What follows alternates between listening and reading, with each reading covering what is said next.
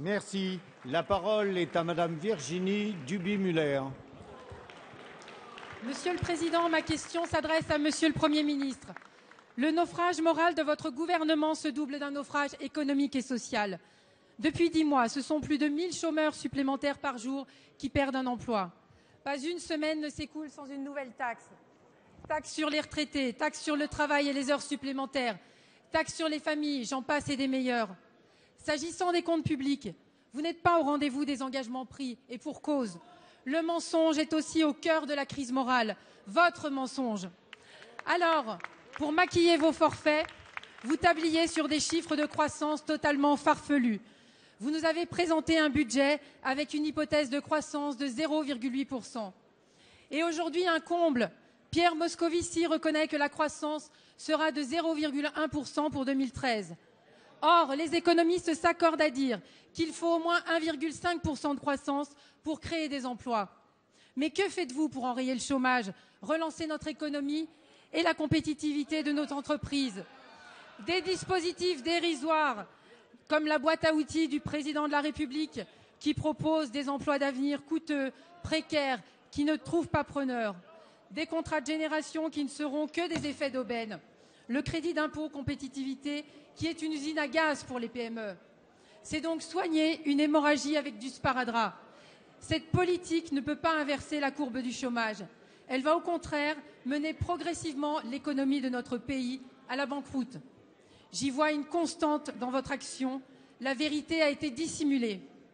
Alors, quand allez-vous enfin prendre les mesures qui s'imposent pour créer un véritable choc de compétitivité et de vérité?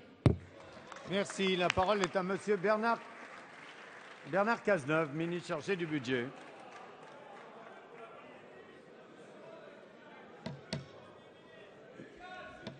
Allez.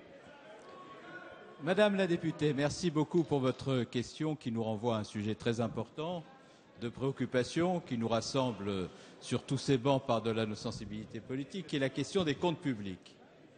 Et vous avez raison de vous inquiéter de la question des comptes publics parce que lorsque vous avez quitté la responsabilité du pouvoir, il y avait à peu près 4% de déficit structurel, alors que lorsque vous êtes arrivé, il y en avait 2,9.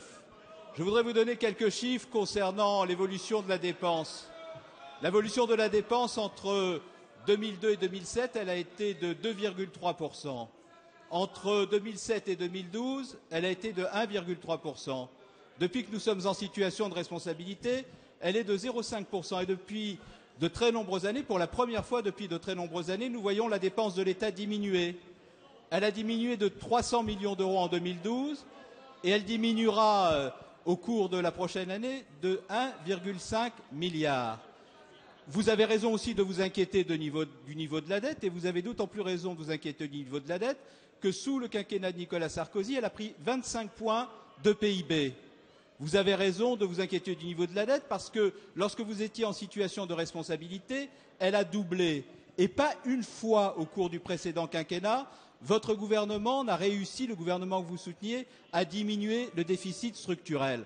Franchement, Madame la députée, quand on a un tel bilan sur les comptes et sur la situation du pays, on se dispense de donner des leçons à ceux qui exercent le pouvoir depuis 10 mois et qui, depuis 10 mois, ont réussi à contenir l'évolution de la dépense publique, qui ont réussi à diminuer le niveau du déficit structurel de 1,2% l'an dernier et qui s'apprête à le faire de 1,8% cette année. Pourquoi? Parce que nous sommes dans une véritable trajectoire de redressement des finances publiques malgré la lourdeur du bilan que vous nous avez laissé et nous le faisons avec La séance des questions au gouvernement est terminée. La séance est suspendue.